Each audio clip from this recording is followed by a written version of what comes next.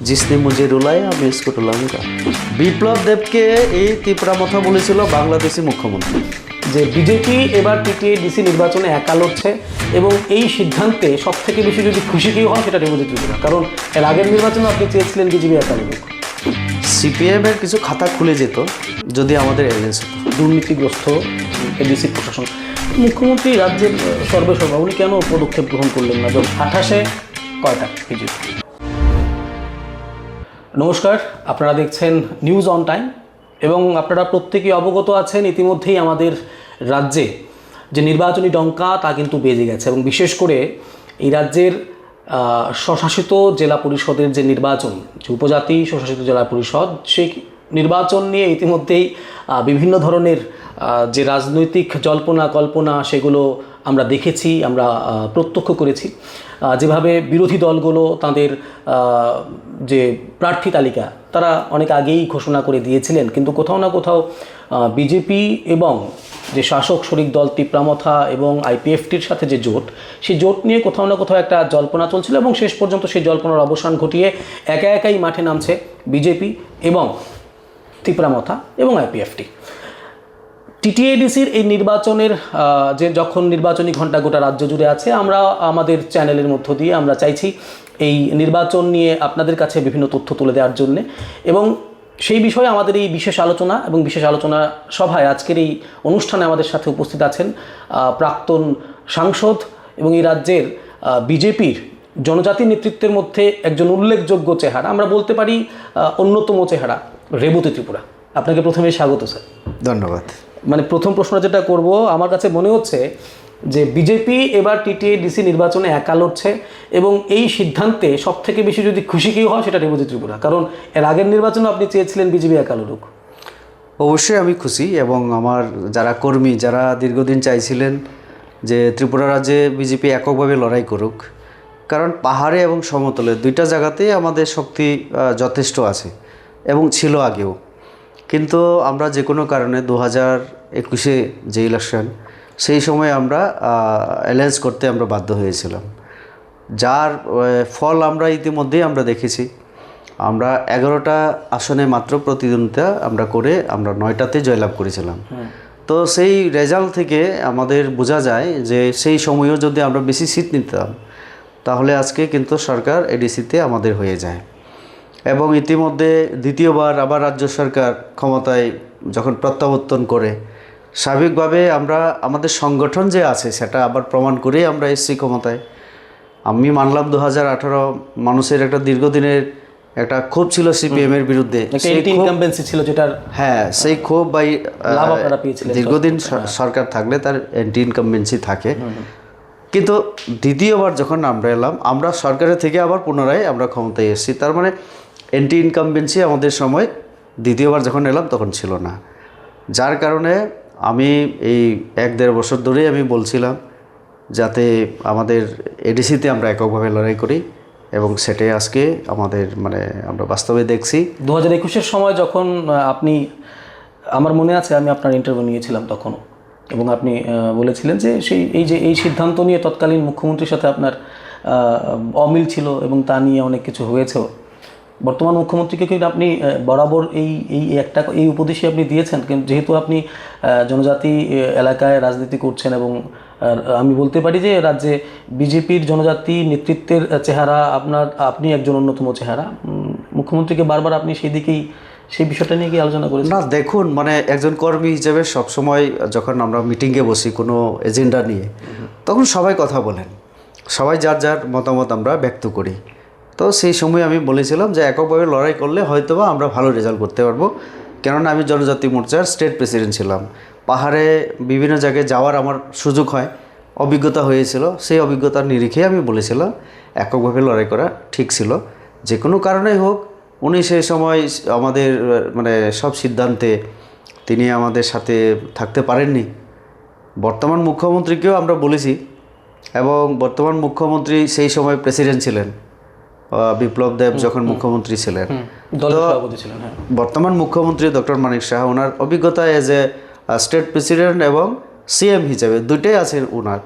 তো এই জন্য উনি এবারে আমাদের সঙ্গে উনি বলিষ্ঠভাবে একটা সাহসী সিদ্ধান্ত নিলেন যে এককভাবে আমরা লড়াই করব।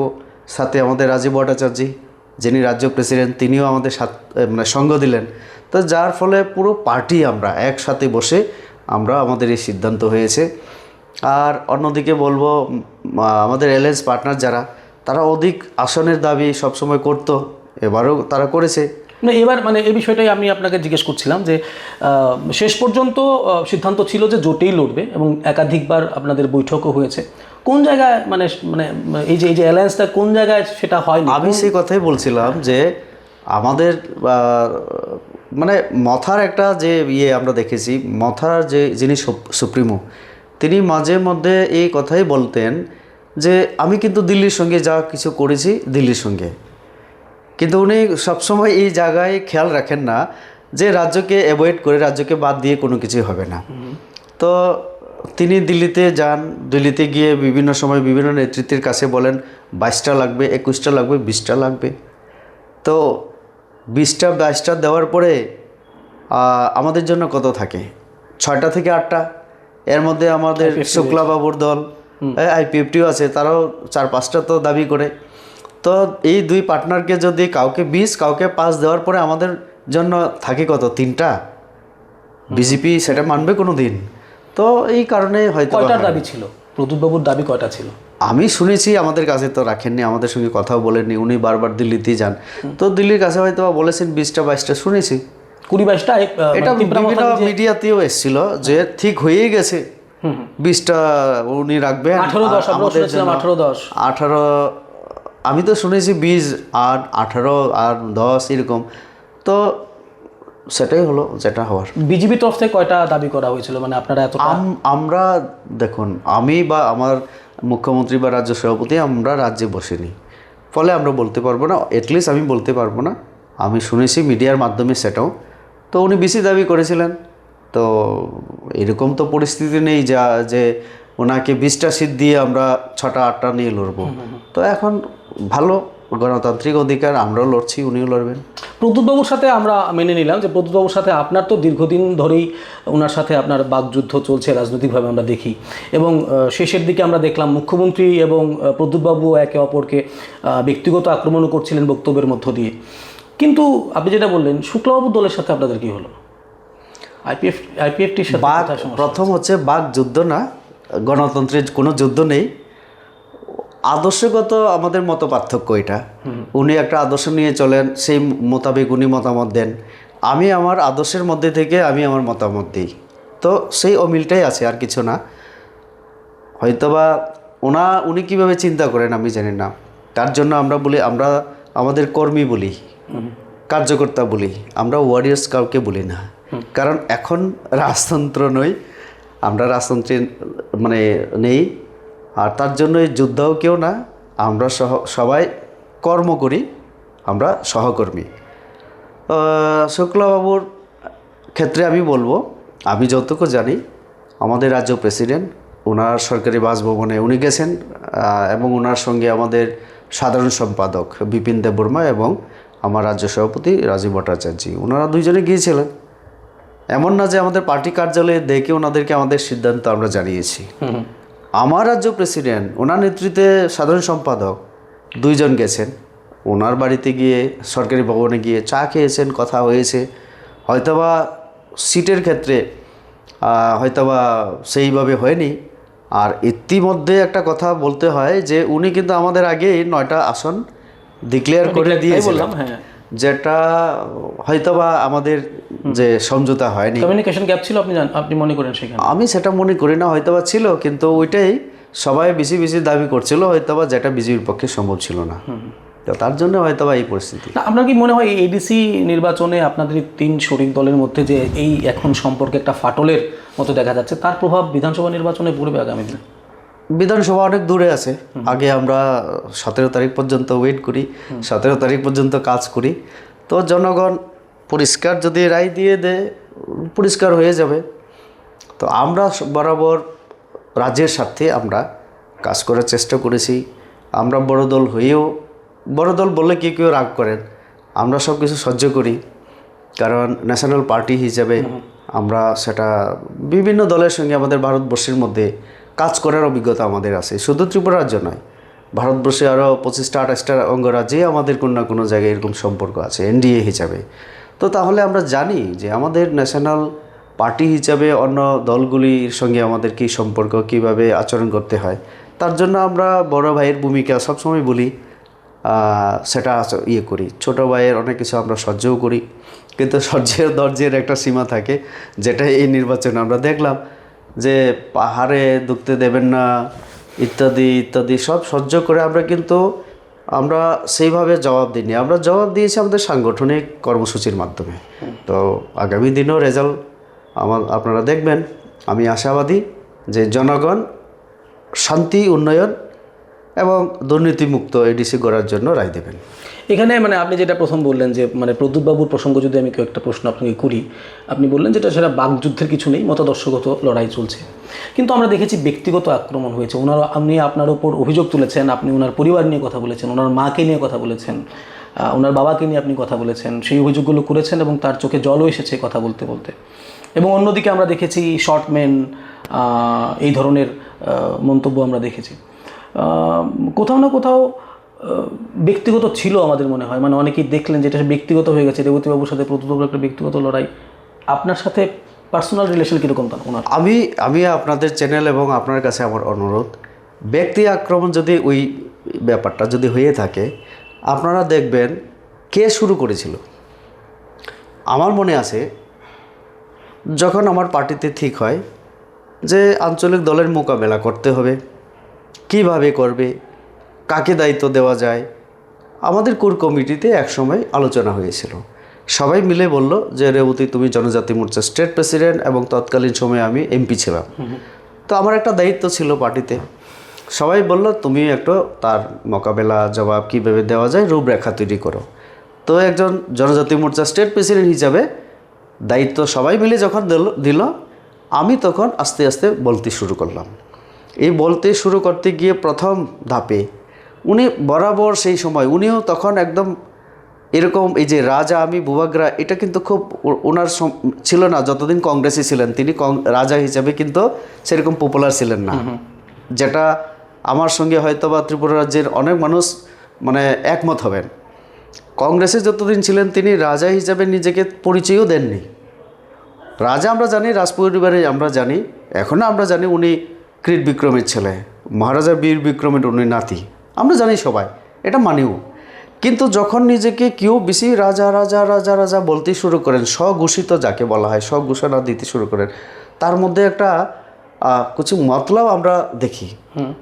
এত উচ্চারণ কেন করে মে বুবাগ্রাহ বুবাগ্রাহ? কংগ্রেসে যখন ছিলেন তখন তো বলতেন না। তখন আমি বলেছিলাম আপনি যেভাবে যে কায়দায় বিজেপিকে আক্রমণ করছেন, মে বুবাগ্রা তারপরে বাকি সব মিলিয়ে, তা আমি বলতে শুরু করলাম আপনি যদি বুবাগ্রা হয়ে থাকেন তাহলে রেবতী ত্রিপুরাও একটা সাধারণ পরিবার, জুমিয়া পরিবার, কৃষক পরিবার থেকে, টিচার থেকে, শিক্ষক থেকে এমপি হয়েছি। তুমি রাজপুত্র নো ডাউট, কিন্তু আমিও একটা জনজাতি পরিবারের, জুমিয়া পরিবারের একজন শিক্ষক, আপনি ভুলে যাবেন না। তার জন্য আমি জবাব দিয়েছিলাম ওনাকে, মানে তুমি রাজপুত্র হলে আমিও জুমিয় পুত্র। আমি তো নিজেকে রাজা বলিনি, রাজপুত্রও বলিনি, ওনাকে রাজপুত্র বলেছি আমি। তার মানে কি, ওনার যে পরিচয় আমি মেনে নিয়েছি, আমার পরিচয় আমি দিয়েছি আমি একজন জুমিয়া পুত্র, শিক্ষক। এরপর থেকেই শুরু হয়, উনি প্রথম বললেন আমাকে শর্টম্যান, তারপরে হাতি এবং কুত্তার সঙ্গে উনি তুলনা করলেন, মানে উনি হাতি আমি কুকুর। তারপরে আরও কি এই লাশ খুমলুঙ্গে সেদিন তো বদলা নেওয়ার কথা বললেন তিনি। তো গণতন্ত্রে এটা ঠিক না। গণতন্ত্রে বদলা কিভাবে হয়? বদলা যদি হয় সেটা মানুষ দেবে। আপনি 5 বছরের সুযোগ পেয়েছেন কাজ করার, এখন মানুষ ঠিক করবে আপনি 5 বছর ভালো কাজ করেননি, টাকা দেয়নি আমরা, অভিযোগ। কিন্তু যে টাকা আমরা দিয়েছিলাম সেই টাকার হিসাব কোথায় আপনার? খুমুলুং হসপিটালের জন্য আমরা 30 কোটি টাকা এবং 10 কোটি টাকা, 40 crores, 40 কোটি আমরা দিয়েছি। সেদিন উনি নিজেই স্বীকার করলেন, মেবি 15 or 16 এই যে এই মাসে, মানে ইলেকশন ডিক্লেয়ারের ঠিক কয়েকদিন আগে হসপিটাল উদ্বোধন করতে গেছেন। সেটাতে তিনি পরিষ্কার বলেছেন, তিনি নিজের মুখে, হ্যাঁ বিপ্লববাবু প্রশংসা করলেন। বিপ্লববাবুর ওনার কাছে চাওয়া হয়েছিল 28 কোটি টাকা, বিপ্লববাবু দিলেন 30 কোটি টাকা, এরপরে ডক্টর মানিক শাহ আসার পর আরও 10 কোটি টাকা। ভাই 5 বছরই তোমার একটা হসপিটাল কাজ করার তোমার নেই, ক্ষমতা নেই, কেন হয়নি? আমি রেবতী ত্রিপুরা সহ আমার বিজেপির তরফ থেকে আমরা যতবার বললাম যে 40 কোটি টাকার হিসাব দাও আগে, তুমি এটা তো মানে মেনেই নিয়েছো সবার সামনে যে পেয়েছি, তাহলে কাজ কোথায়? 5 বছর লাগে একটা কাজ করতে। 50টা স্মোক হাউসের হিসাব 38 ক্রোর্সের, 5 বছরে একটাও কাজ করেনি। স্মোক হাউস 50টা করার কথা, টাকা অলরেডি আমরা অ্যাডভান্স পেমেন্ট করেছিলাম 18 ক্রোর। একটা যদি স্মোক হাউস করতেন তাহলে আমরা ভাবতাম 5 বছরে একটা স্মোক হাউসের কাজটা উনি করে গেছেন। তো এখন জনগণ বদলা যদি নেয়, বদলা এবারে জনগণ নেবে। মুখ্যমন্ত্রী এই বিষয়টা বারবার তুলেছেন, দুর্নীতিগ্রস্ত এডিসি প্রশাসন। মুখ্যমন্ত্রী রাজ্যের সর্বেসর্বা, উনি কেন পদক্ষেপ গ্রহণ করলেন না? যখনই ওনার কাছে দুর্নীতির যদি কোনো কংক্রিট এভিডেন্স থাকে উনি বললেন সময়ে বলবেন। এখানে প্রশ্ন হচ্ছে যদি দুর্নীতির কোনো কিছু হয় তার জন্যই তো আমরা এসআইটি গঠন করা হয়নি কেন সরকার থেকে? তার জন্যই তো তার একটা পদ্ধতি থাকে। আমরা অভিযোগ করেছি, ওনারও দায়িত্ব, উনি তো সেখানকার কি বলে চেয়ারম্যান ছিলেন, এডিসির ডেভেলপমেন্ট কমিটির তিনি চেয়ারম্যান ছিলেন, তো ওনার দায়িত্ব ছিল, এটা প্রথম দায়িত্ব তো ওনার। কিন্তু সরকার তো কেন উনি করেন? মুখ্যমন্ত্রী তো পদক্ষেপ গ্রহণ করতে পারতেন না, মুখ্যমন্ত্রীকে বাদ দিন না, এটা ওনার দায়িত্ব, কারণ পূর্ণচন্দ্রের উপরে উনি ছিলেন, পার্টি সুপ্রিমো ছিলেন। আমার কথা এই জায়গাতে যে আপনার দায়িত্ব থেকে মানে আপনি আপনার দায়িত্ব থেকে আপনি করতে পারেন না, অস্বীকার করতে পারেন না যে এটা করানোর দায়িত্ব ওনার ছিল। ঠিক না, রাজনৈতিকভাবে মানে আক্রমণ করা বা রাজনৈতিক বিষয় নিয়ে আলোচনা করা এক কথা, দুর্নীতি কিন্তু একটা বড়, করাপশন কিন্তু একটা অনেক বড়। এই জন্যই তো মুখ্যমন্ত্রী যেদিন জানলেন সেদিন থেকে উনি প্রতিবাদ করেছেন। তো সময় এলে হবে, সবে এলে হবে। আচ্ছা, এর মধ্যে নির্বাচন ঘোষণা হয়ে গেল। আপনার কি মনে হয় মানে জনজাতি এলাকায় যেহেতু মানে 2023-এর নির্বাচনেও অ্যালায়েন্স করতে হয়েছে ত্রিপুরামথার সাথে, এবং ত্রিপুরামথা 13টা আসন নিয়ে ওনারা বিধানসভায় গেছেন, কোথাও না কোথাও আগের তুলনায় এখন কি আপনারা জনজাতি এলাকায় অনেকটাই শক্ত? মানে যদি জনজাতি মোর্চার কথা আমরা বলি, বিজেপির কথা আমরা বলি, আগের যেটা পজিশন ছিল জনজাতি এলাকায় বিশেষ করে ত্রিপুরার, তা এখনের মধ্যে কি পার্থক্য আপনি দেখছেন? আমি কিছু মানুষ যারা শহরে রাজনীতি করেন, যারা কোনো দিন পাহাড়ে যান না, তাদের জন্য আমার এই উত্তর। যারা শহরে বসে বসে ভাবেন যে বিজেপি পাহাড়ে দুর্বল, বারবার বিজেপি আক্রান্ত হচ্ছে, আমি তাদের বলবো যে ওনারা ত্রিপুরার গ্রামগঞ্জের পাহাড়ের কথা জানেনই না। যদি এমন হতো, দুর্বল যদি হতাম, আমি আসছি আপনার আক্রমণের কথাতে, দুর্বল যদি হতো, চাঁদমোহন ত্রিপুরা শহীদ হলো, এরকম আরও অনেক আমাদের আছে। সেই আমাদের কাঞ্চনপুরে চাকমা, তারপরে আমাদের এরকম বিভিন্ন ব্যক্তি 5-6 জন আমাদের শহীদ হয়েছে, তাদের জীবনের বিনিময়ে আমাদের সরকার। তার মানে কি, জনজাতিরা প্রথম থেকে বিজেপির মধ্যে ছিল বলেই তো শহীদ হলো, তারা একদম সামনের থেকে লড়াই করেছিল বলেই তো বিজেপি ক্ষমতায়। এবং জোট রাজনীতির একটা মানে কুফল হচ্ছে কি, যে সিটগুলি আমাদের ভালো, এই সিটগুলিও দিতে হয়েছে আমাদের, সেখানে পলিসি করে করে আমাদেরকে দুর্বল করা হয়েছে। এইভাবে যে যে জায়গায় দুর্বল সেখানে আক্রমণটা বেশি হয়েছে। খোয়াই বেশি আক্রমণ হয়, খোয়াইয়ে রামচন্দ্রঘাট, আসারামবাড়ি সব সিটগুলি আমরা দিয়ে দিয়েছিলাম। আমাদের মোহনপুরে যে সিমনা সিটটা, মান্দাই তাকারজলা, এগুলি সব তাদেরকে আমরা দিয়েছিলাম। ফলে আক্রমণ কিন্তু এইখানেই। আমার গন্ডাছড়াই সেট আপ কম, আমার লংতরাই বেলি সামুনতে সেটা কম, যেখানে যেখানে সান্ত্বনা চাকমা আমাদের মাছমারা ওই সাইডটাতে কম। মানে বর্তমান স্পিকার যিনি রামপদ জমাতিয়া, ওনাকেও আক্রমণ করা হয়েছিল, কিন্তু তিনি বারবার যখন জয়লাভ করলেন, তারা যখন দুর্বল হয়ে গেল, রামপদ বাবুর নেতৃত্বে তো বিজেপি আক্রমণ করেনি। বাগমাতে তো মানে আমি সেটাই বলছি, বাগমাতে উনিও আক্রান্ত হয়েছিলেন তো, তো এরপরে যখন উনি ভালো কাজ করে যখন দ্বিতীয়বার জিতলেন, এখন তো সেখানে মারপিট হয় না, কারণ বিজেপি যেখানে শক্তিশালী, আচ্ছা। বিজেপি সবার সঙ্গে চলতে চায়। আমি এই ফারাকটাই বলতে চাইছি। আমরা যেখানে শক্তিশালী হই সেখানে মানুষকে সেবা দিই, আর আমরা যেখানে দুর্বল হয়ে পড়ি সেখানে আমাদের উপরে আরও আক্রমণ করা হয়। এটাই পার্থক্য অন্য দলের সঙ্গে। আমরা যে সবকা সাথ সবকা বিকাশ বলি, যেখানে শক্তিশালী এখানে সবাইকে দিই আমরা, আর যেখানে আমরা একটু দুর্বল হয়ে পড়ি সেখানে আরও দুর্বল করো। এই জন্যে পাহাড় মে ঘুষনে মধ্য ঘুষনে নেই দেঙ্গে, এই কথাগুলি কখন বলেছেন? হয়তোবা তিনি ভেবেছিলেন যে এই কথাই বিজেপি শেষ হয়ে যাবে, বিজেপি এতে চাঙ্গা হয়েছে। আপনার কথায় উনি আবার সিপিএমের গন্ধও পেয়েছেন। উনি বললেন যে আপনি আগে সিপিএম ছিলেন, এখন বিজেপি, তো আপনার কথাবার্তার মধ্যে সিপিএমের গন্ধ উনি পেয়েছেন। ওনার মধ্যে কিসের গন্ধ? ওনার মধ্যে কিসের গন্ধ? পৈলা জাতি উলো পার্টি, এটা কিসের বক্তব্য ছিল? কখন? একমাত্র ন্যাশনাল পার্টি জনজাতিদের সুখ দুঃখের কথা দিল্লি পর্যন্ত পৌঁছাতে পারে, এই কথা কে বলেছিল? রেবতী ত্রিপুরা। ওনার মধ্যে কিসের গন্ধ পাওয়া যায়? তো উনি বলুক না, রেবতী ত্রিপুরা। ইয়েস, আমার গ্র্যান্ডফাদার, আমার বাবা, হ্যাঁ, ওনারা করেছিলেন এক সময়। আমার বাবা চাকুরি জয়েন করেছেন 86-87-এ। তারপর থেকে বাবার রাজনীতির সঙ্গে কোনো মানে সম্পর্ক নেই। আমি দীর্ঘদিন শিক্ষকতার চাকরি করেছি, আমি রাজনীতি ছিলাম না। কিন্তু কিছু কিছু আমার জনজাতিদের মধ্যে যারা রাজনীতিতে ছিলেন ওই সময়, তাদের মুখ থেকে আমি শুনেছি রাজনীতি হচ্ছে একটা third class game, third class মানুষের।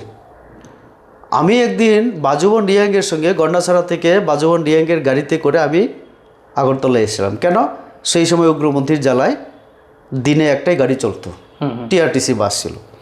তো আমি কলেজে পড়ুয়া, তো ওনাকে রিকোয়েস্ট করলাম যে আমার একটু আগরতলায় যেতে হয়, গাড়ি পাইনি, আমার আর্জেন্ট যেতে হয়, আগামীকাল যে কোনো প্রকার হোক আমার কলেজে যেতে হয়। উনি নিয়ে এসেছিলেন। ওইটা দেখে অনেক মানুষ বলল, তোমার মতো ভালো ছেলে, শিক্ষিত ছেলে, হ্যাঁ, রাজনীতিতে যাওয়া ঠিক না। আমাদের মতো মাধ্যমিক ফেল, মানে কম পড়াশোনা, টাইম পাসের জন্য আমরা না হয় রাজনীতি করি। সেই সময় থেকে আমার মাথায় অন্য রকম চিন্তা শুরু হয়ে যায়। আমি বললাম, তার মানে সব খারাপ মানুষদের রাজনীতি খারাপ হতে বাধ্য। এইভাবে কিছু লোক জনজাতি সমাজ থেকে রাজনীতির নামে অনেক কিছু করেছিল। তো তার জন্য আমার রাজনীতি আসা, না হলে আমার রাজনীতির সঙ্গে নেই। আর এই 5 বছরে আমি একদম গর্বের সঙ্গে বলতে পারি, চ্যালেঞ্জ দিয়ে বলতে পারি, আমি না দুর্নীতি আমি করেছি, না মানুষের সঙ্গে মিসবিহেভ করেছি, না কোনো কিছু করেছি। এটা তো আমি গর্বের সঙ্গে বলতে পারি। বলুক না কংগ্রেস, সিপিআইএমের যারা নেতৃত্ব, তাদের সঙ্গে আমার মানে ব্যক্তি হিসাবে, মানুষ হিসাবে ভালো সম্পর্ক। তারা এখনও আমার মানে কোনো অভিযোগ তুলতে পারেননি যে আমি এই কাজ করেছি খারাপ। কোনো ধর্মের বিরুদ্ধে আমি বলেছি, কোনো জাতির বিরুদ্ধে বলেছি। ধর্মের বিরুদ্ধে বলেছেন বলে আমি একটা কথা বলি, প্রশ্ন করি আপনাকে। আপনি একটা জায়গায় বলেছেন যে তিপ্রা মথা এখন আর তিপ্রাসীদের দল নয়, মিয়াভাই পার্টি। দাড়ির কথা বললেন। ইয়েস, মিয়াভাই পার্টি। আমি চাইছিলাম আপনার মুখ থেকে কোয়েশ্চেনটা আসুক। ছিল আমার মনে। কেন এই কথা বলেছি? আমি মুসলিম ভাই বোন যারা আছেন ত্রিপুরা রাজ্যে, আমি তাদেরকে শ্রদ্ধা করি, আমি তাদের সঙ্গে অনেক অনুষ্ঠানে যোগদান করি। এটা আমার একটু যদি ইতিহাস কেউ দেখে তাহলে পাবেন। আমি এই কথা বলেছি মথাকে সমালোচনা করার জন্য। মথা যেটা দাবি করত যে আমরা শুধু তিপ্রাসাদের নিয়েই তিপ্রাসাদের পার্টি, মানে চিন্তা করতে হবে তিপ্রাসাদের জন্যই আমরা তিপ্রাসা পার্টি। এই জন্য তিপ্রাসাদের মধ্যে থানচার কথা বলেছিলেন। বিপ্লব দেবকে এই তিপ্রামথা বলেছিল বাংলাদেশি মুখ্যমন্ত্রী। বিপ্লব দেবকে মুখ্যমন্ত্রী যখন হয়েছিলেন, কেন? কারণ উনি বাঙালি থেকে। আজকে আমি দেখছি যে ভোটের জন্য তিপ্রাসাদেরকে খালি তিপ্রাসা স্বাধীন না, গ্রেটার তিপ্রাদের কথা বলে একতাবদ্ধ করার পরে দেখলেন যে জায়গায় মাইনরিটি, যে জায়গায় বাঙালি, যে জায়গায় জনজাতি একসঙ্গে আছে। সাপোজ আমার মোহনপুর, আমার এরকম আছে মাতাবাড়ি, এরকম আছে আমার সুরমা। এই জায়গায় সুরমার কথা যদি বলি, মাইনরিটিও আছে, জনজাতিও আছে, এসসি সম্প্রদায়ের লোকও আছে। মোহনপুরে জনজাতি 22,000, কিন্তু রতনবাবু জেনারেল কোথাও কোথাও এমন জায়গাও আছে। আমার মাতাবাড়িতে ভালো আমার আছে, ধনপুরে আমার প্রায় 9,000-এর মতো মাইনরিটি আমার মাতাবাড়িতে। এখন মানে মাথার লোকেরা চিন্তা করছে এই জায়গায় মাইনরিটির বুথ লাগবে, আমার এমএলএ হতে হবে। তো এরকম কিছু ক্ষমতালোভী মানুষ প্রথম তারা বলেছিল আমরা ত্রিপুরাসারাই থানচা হব, বাঙালির সঙ্গে আমার কোনো সম্পর্ক নেই, গ্রেটার ত্রিপুরাল্যান্ডে শুধু ত্রিপুরাসারাই থাকবে। এখন গ্রেটার ত্রিপুরাল্যান্ড তৈরি করার জন্য আমার মাইনরিটিকেও ভুল বুঝিয়ে বলছে সব থেকে সিকিউর আমরা মথা পার্টি। কি করছে বিভিন্ন সুরসুরি দিয়ে বিজেপি খারাপ, হিন্দুবাদী দল, অমুক সমুক। তো তাহলে এই যে সাম্প্রদায়িক কথাবার্তা কে ছড়াচ্ছে, সাম্প্রদায়িক ধর্ম ইত্যাদি নিয়ে কে বেশি কথা বলছে? Vote bank politics.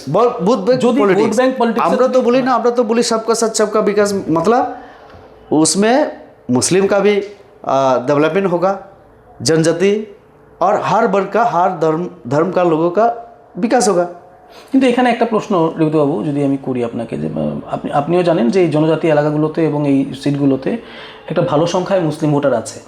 আপনার এই কথায় কি কোনো না কোনোভাবে প্রভাব পড়বে মানে এই মুসলিম ভোট ব্যাংকে?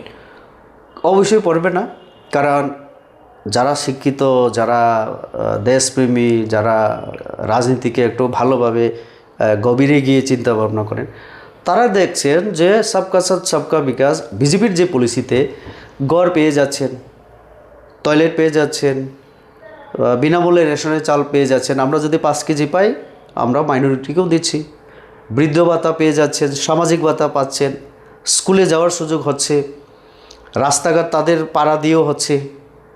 যদি কোথাও এরকম না হয়ে থাকে আমাদেরকে বলুক, আমাদের প্রতিনিধিদের বলুক, পার্টির সঙ্গে সম্পর্ক করুক, জনপ্রতিনিধি সরকারি আধিকারিকের কাছে গিয়ে বলুক, আমাদের কাছেও জানাক। আমি রেবতী ত্রিপুরা, তো আমি এক কথা দিতে পারি সারা ত্রিপুরা রাজ্যে যে কোনো জায়গা থেকে, কেননা আমি এখন রাজ্যে কাজ করি একজন রাজ্য নেতা হিসাবে, কর্মী হিসাবে।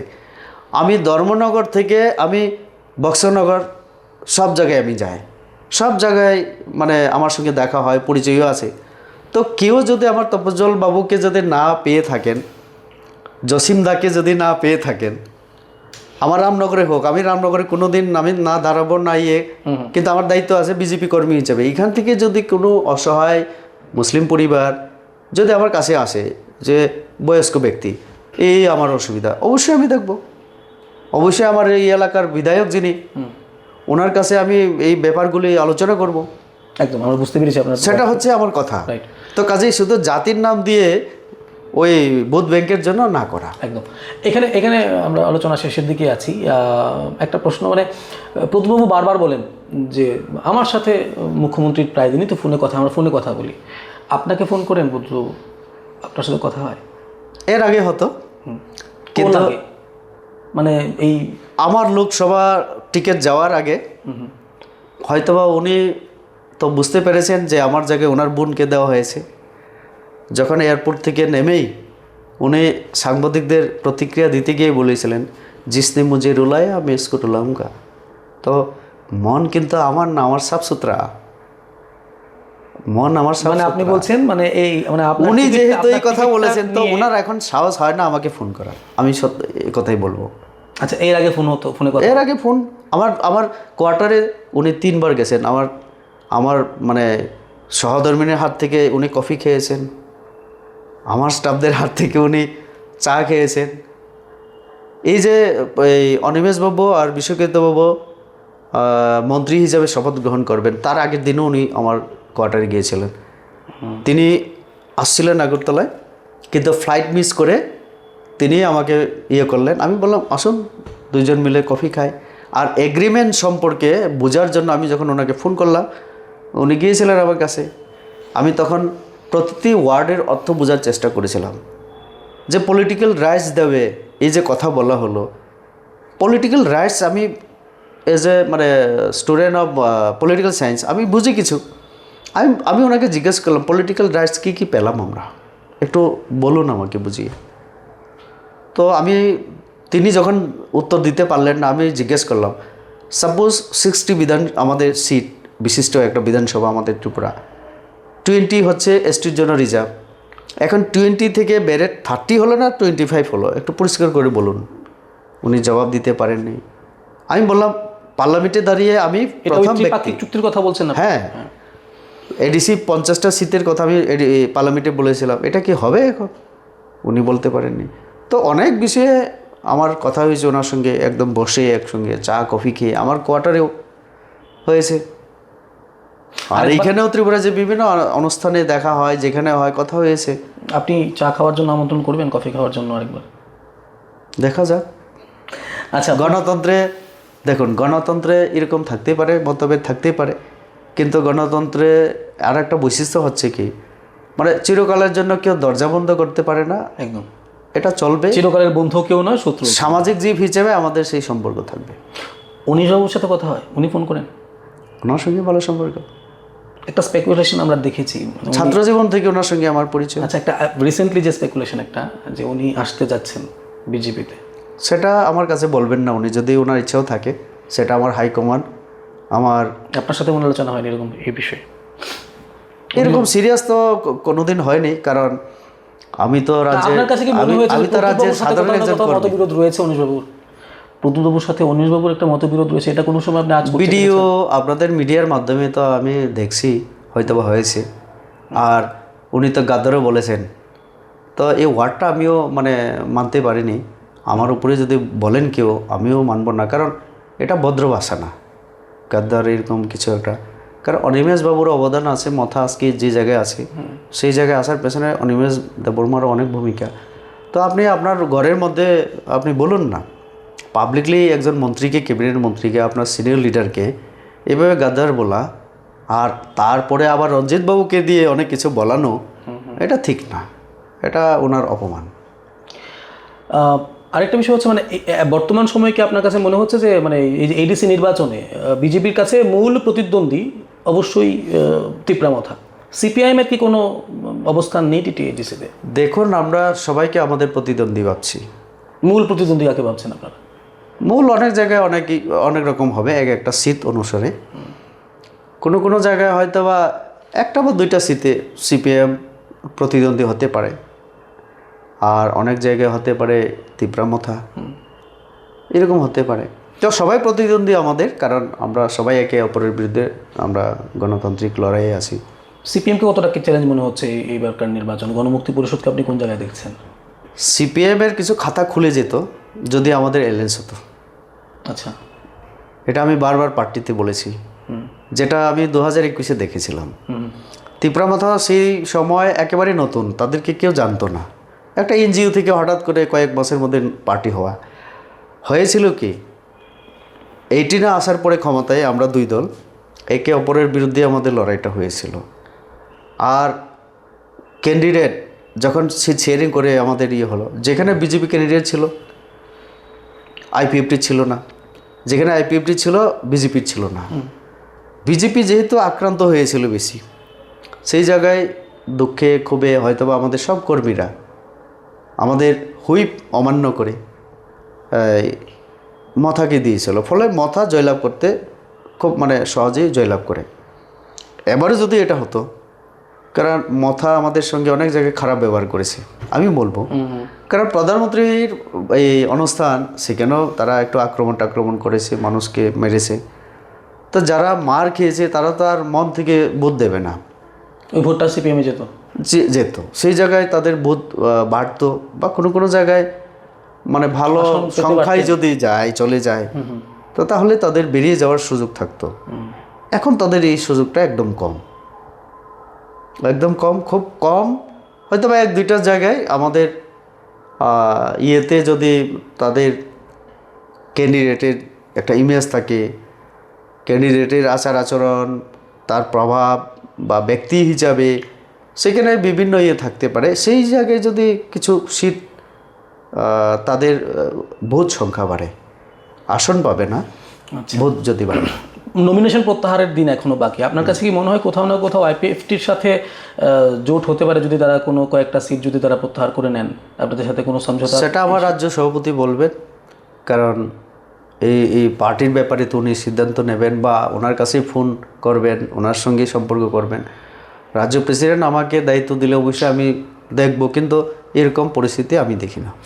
আফটার ইলেকশন কোনো জোটের ব্যবস্থা হতে পারে, যেটা আমরা দেখেছি বিধানসভা আমরা যেহেতু একক লড়াই করেছি, আমরা সংখ্যাগরিষ্ঠ কীভাবে পেতে পারি সেই চেষ্টায় আমরা আছি।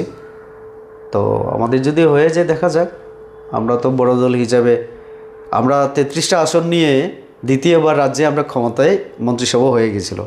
তারা যখন বলল যে আমাদেরকে নিয়ে কাজ করুন, আমরা বললাম ঠিক আছে, তোমরা যেহেতু ত্রিপ্রাসের জন্য কাজ করো, চলে এসো। তো তার জন্য আমরা মথাকেও নিয়েছিলাম, না হলে এরকম কোনো পরিস্থিতি ছিল না যে আমাদের 2টা শর্ট ছিল তাদেরকে নিতে বাধ্য হয়েছিলাম। আমাদের কিছুই ছিল না এরকম পরিস্থিতি। তারা ইচ্ছা প্রকাশ করলো, আমাদের হাইকমান্ডের কাছে গিয়ে বলল, রিকোয়েস্ট করলো। এবারেও এলএনসির জন্য অনেকবার গেছেন উনি, কিন্তু যে আসন উনি চেয়েছিলেন হয়তো বা দেওয়া সম্ভব হয়নি, তার জন্য হয়নি। এগুলো আমাদের আলোচনা আমরা শেষ করব। মানে টিটিএডিসিতে শাসক দল যারা 5 বছর রাজত্ব করলেন, ত্রিপুরা আপনাদের শরিক দল এবং শাসক দল আমরা বলবো, এবং রাজ্যে বিজেপি সরকার। বিজেপি দাবি করছে জনজাতি এলাকায় উন্নয়নের, ত্রিপুরা দাবি করছে, কিন্তু কোথাও না কোথাও এখনও যখন আমরা এই রাজ্যের গিরিবাসীদের দিকে নজর দিই, আমরা দেখি তাদেরকে এখনও ছড়ার জল খেয়ে দিন কাটতে হয়। তাদেরকে আমরা দেখতে পাই সেখানে সঠিকভাবে রাস্তা এবং যে সাধারণ যে দাবিগুলো আছে সেই দাবিগুলো পূরণ হচ্ছে না। যদি টিটিএডিসিতে এবার বিজেপি সরকার গঠন করে, আমরা কি বলতে পারবো যে সাধারণ প্রত্যন্ত এলাকার জনজাতি অংশের মানুষের যে দৈনন্দিন জীবনের যে দুঃখ কষ্ট দুর্দশা তা কোথাও না কোথাও দূর হবে? কারণ জনজাতি অংশের মানুষেরা বরাবরই শুধুমাত্র প্রতিশ্রুতি পেয়ে গেছে, মূল অর্থে একদম প্রত্যন্ত এলাকায় যারা আছেন তাদের এখনও আর্থসামাজিক অবস্থার কোনো উন্নয়ন হয়নি। আমরা যদি দেখি সেই জায়গায় কি বিজেপি দাবি করবে, আপনি কথা দেবেন আজকে দাঁড়িয়ে যে সেই অবস্থার পরিবর্তন আপনারা করবেন 5 বছরে? বিজেপি কথা বলে না, কথা দেয় না, কাজ করে দেখায়। আমি বলবো, আমি যদি ন্যাশনাল লেভেলে দেখি, নরেন্দ্র মোদী 2014 ক্ষমতায় আসার সময় আমাদের দেশে গরিবের সংখ্যা ছিল প্রায় 25-26%, 100 জনের মধ্যে শতাংশের হিসাবে। এখন সেটা নেমে 9-10-এ নেমেছে। মানে আমরা 14-15% গরিব দারিদ্রতা এই গত 11 বছরে আমরা কমিয়েছি। কিভাবে কমালাম? যে আজকে দুবেলা খাওয়ার জন্য মানে যে চাল বা গম, যেখানে যে সেটা চিন্তা করতে হয় না মানুষের। খাদ্যের অভাবে অনাহারে থাকতে হয় না, কারণ খাদ্য নিরাপত্তা আইনের মাধ্যমে সেটা হচ্ছে। এই রাজ্যের ক্ষেত্রেও জলের কথা বলেছেন, আমি খুব ভালো প্রশ্ন, যে বিশুদ্ধ পানীয় জল পাওয়ার অধিকার এখন আমাদের ওই যে মৌলিক অধিকারের মতোই হয়ে গেছে। মিশন কিন্তু বিজেপিরই মিশন, কিন্তু সেটা কিন্তু সম্পূর্ণভাবে ফেল পাহাড়ি এলাকা। কোনোভাবেই না, কোনোভাবেই না। আপনি সরকারি দাতা নিন, আপনি সরকারি দাতা নিন, সরকারি ডাটা এবং বাস্তবে জল বসেছে, জল আসছে না। আপনি তর্ক করলে আমি মানবো না, আমি বলবো আপনাকে জল আছে, জল আসছে। আপনি তাহলে সেটা আপনিও জানেন হয়তো, আমি বলছি এলাকা যদি জান, আমি মানছি না, আমি কেন মানছি না, আমি যুক্তিও দিচ্ছি আপনাকে। আমি আপনার কাছে প্রশ্ন করতে চাই, আপনি বলতে পারেন 2018 আগে 17 পর্যন্ত কত শতাংশ বাড়ি ঘরে আমরা এই যে পাইপলাইনের মাধ্যমে জল পৌঁছে দেওয়ার মানে দিতে পেরেছিল সরকার? বলতে পারবেন? এক্স্যাক্টলি আমার বলুন না, আমি স্বীকার করছি। আমার একটা প্রশ্নের উত্তর। না, সরকারি ডাটায় আমার কাছে এক্সাক্ট তথ্য নেই, তারপরে আমি গ্রামে ছিলাম, সরকারি ডাটায় অনেকটাই আপনারা এই মানে ডিডব্লিউএস এর যে আমি বলছি আপনি দেখাচ্ছেন, কিন্তু মূল অর্থে আপনি যদি প্র্যাকটিক্যাল গ্রাউন্ডে যান, প্র্যাকটিক্যালি নলে জল আসছে না স্যার। আমি বলছি সেটাই। সিপিএম এর সময় কত পার্সেন্ট ছিল? 10-11% বেশি ছিল না, এটা তো মানেন? হ্যাঁ আর না? না, রাইট, অনেকটাই অনেক ডেভেলপড। আমরা সেই জায়গায় জল জীবন মিশনের আওতায় ত্রিপুরা রাজ্যে 85% বাড়ি ঘরে আমরা সংযোগ দিয়েছি। সংযোগ কীভাবে দিলাম? যে আপনি যদি আপনার বাড়িতে সাপ্লাইয়ের জলটা নিতে চান, যে পাইপ 5 ফুট 10 ফুট যেটা দিতে হয়, তার খরচা আগে দিতে হতো 2500, 3000, 5000 পর্যন্ত সরকারকে। কে দিত? গরিব মানুষ। আমরা এই যে পাইপ লাইনের মাধ্যমে পাইপটা যে বসানো হবে বাড়ি পর্যন্ত, এই খরচা আমরা মুক্ত করে দিলাম। এটা একটা জল জীবন মিশনের আওতায় আমরা ত্রিপুরা রাজ্যে এই গত 8 বছরে 80%, 85% যদি কাজ করে থাকি, যেখান থেকে 11 বাদ দিলে কত করলাম আমরা? 70% কাজ করলাম। তো তাহলে 70% 8 বছরে আমরা কাজ করে দেখিয়েছি। মানুষ কি মানবে না আমরা কাজ করেছি? হতে পারে 1-2টা পাইপে জল পড়ছে না, আমি এটাও মানি যে অনেক জায়গায় জলের লেভেল এটা জায়গা অনুসারে কোথাও খুব সহজে পাওয়া যায়, কোথাও পাওয়া যায় না। এটা আমি জানি, কারণ আমি 30টা বিধানসভার প্রতিনিধিত্ব করেছিলাম এমপি হিসাবে। আমি যেমন করবুক ব্লকে আমি মিটিং করেছি এই যে জলের জন্য, আমি তেমনই করেছি আমি ধর্মনগর, কাঞ্চনপুর, সামনুতে। তো আমি তার জন্যই জানি যে অফিসাররা বলেন স্যার আমরা 3বার চেষ্টা করেছি, বাজেট ধরা হয় কত, সাপোজ 85 লাখস দ্বীপ টিউবওয়েলের জন্য, এটা 1 crore সামথিংও থাকে কোথাও কোথাও। কিন্তু 3বার যখন চেষ্টা করা হয়, 7টা 10টা পাইপ অলরেডি মাটির নিচে চলে গেল, তোলাও যাচ্ছে না, খরচা অলরেডি হয়ে গেল, সেখান থেকে চলে আবার একটা জায়গায়, সেখানেও ব্যর্থ হওয়ার পরে কোন এজেন্সি কাজ করবে? তো সেই ক্ষেত্রে আমরা দেখেছি আমরা 100% করতে পারিনি। কিছু কিছু ক্ষেত্রে জল পেয়েছে, কিন্তু হঠাৎ করে জলের লেভেল কমে যাওয়ায় এখন জল আসছে না, সেটাতেও বিকল্প ব্যবস্থা নেওয়া হয় যে ইনোভেটিভ ওয়েতে ঝর্ণা থেকে জল সঞ্চয় করে কীভাবে করা যায়, সেটা রাজ্য সরকার কেন্দ্রীয় সরকার প্রচেষ্টায় হারভেস্টিংও হতে পারে পাহাড়ি সব এলাকায়। কিছু। হ্যাঁ, তো আজকে কিন্তু 11% থেকে আমরা 85%ও যদি হয়, আমরা কত পার্সেন্ট, 70-75% আমরা সাকসেস বলতে পারি। তো সিপিএম 25 বছরে আপনার কথা মেনে নিলাম, আমি চাইবো যে দলগুলোতে জল আসছে না, হ্যাঁ, আপনারা সেটাও আমরা করাচ্ছি, সেটাও আমাদের নজরে আছে, সেখানে ব্যবস্থা হচ্ছে। আমরা আশা করব বিডিওকে বলছি আমরা গাড়ির মাধ্যমে পৌঁছে দাও, আমরা পঞ্চায়েতকে বলছি। জল যাচ্ছে না, গাড়ি তো সবসময় সঠিক সময় যাচ্ছে না। দেখুন, আমি ডিপার্টমেন্টের মন্ত্রী এই কথাগুলো সাধারণ মানুষের, আমি আশা করব এই সমস্যাগুলো আপনারা সমাধান করবেন। প্রচেষ্টা আছে তো আমাদের, অবশ্যই আমরা চেষ্টা করছি, আমরা আরো করব, সেটাই। আর বিজেপি কোনোদিন এডিসিতে আসেনি। রাজ্যের ক্ষেত্রে যেমন পরিবর্তন তো দেখতে পাচ্ছে, আমি সেই কারণে আপনার কাছ থেকে কমিটমেন্ট চাচ্ছি। তার জন্য আমি পাহাড়ের অঞ্চলের মানুষের হয়ে আপনার কাছ থেকে কমিটমেন্ট চাচ্ছি, যদি সরকার হয় আপনাদের, তাহলে এই সমস্যাগুলো সমাধান হবে তো। কমিটমেন্ট আমাদের ইস্তাহার হচ্ছে, ইস্তাহারে পাবেন, সেটাই কমিটমেন্ট। আমরা কি করার উদ্যোগ গ্রহণ করব, কোন জায়গায় আমরা চিন্তা করব, এগুলো আমাদের ইস্তাহারের মাধ্যমে আমরা সবসময় বলে থাকি। আর এডিসি নিয়ে আমাদের বিজেপির সামগ্রিক একটা পরিকল্পনা আছে। আপনি কমিটমেন্ট বলুন, যাই বলুন, আমরা কাজ করতে চাই, কাজ করার সুযোগ চাই। তো এই জন্য আমি বলি যে একবার বিজেপিকে এডিসির মধ্যে ক্ষমতায় বসান, তাহলে দেখবেন অন্য সরকারের সঙ্গে আমাদের পার্থক্য বুঝতে পারবেন। ত্রিপুরা রাজ্যের ক্ষেত্রেও আমরা দেখেছি, সড়কের কথা বলেছেন আপনি, একটা মাত্র জাতীয় সড়ক ছিল 40 ফুট ন্যাশনাল হাইওয়ে, সেই জায়গায় এখন আরও 6-7টা কাজ হচ্ছে। আজকে কোন সাব ডিভিশন বাদ যাচ্ছে ন্যাশনাল হাইওয়ে? সবটা হচ্ছে। আজকে হীরার কথা বলেছিলেন, তো এখানে ইন্টারনেটের কথাও আমরা এখন 5G পাচ্ছি। তারপরে এখানে রেলওয়ের কাজ হচ্ছে, বন্দে ভারত চলে আসছে, আর বেশি দিন নেই। তারপরে এই যে বিমানবন্দর, যেটা এয়ারওয়েজ সংখ্যা যেমন বাড়ছে, তেমনি এয়ারপোর্টের নতুন বিল্ডিং আমরা পেয়ে গেছি ইনফ্রাস্ট্রাকচারের ক্ষেত্রে। কয়লা শহর বাবা হচ্ছে আরেকটা নতুন ছোট্ট করে কীভাবে করা যায়। তো আমরা যেগুলি বলি সেগুলি করি, জলের ক্ষেত্রে, রাস্তার ক্ষেত্রে, যোগাযোগের ক্ষেত্রে। এখন ধান কেনা হতো না আগে, কৃষকরা এখন ধানের মূল্য পাচ্ছে, সেখানে সিপিএমরা রাজনীতি করে বলছে না কুইন্টালে এত জায়গায় এত করো। তো এতদিন কোথায় ছিলেন আপনারা? কেনার জন্য তো উদ্বোধন করতেন একটা প্রথম দিন, তারা সেটাও করেনি। তখন তো তারা কৃষক বড় দরদি, কৃষক আন্দোলন করতো।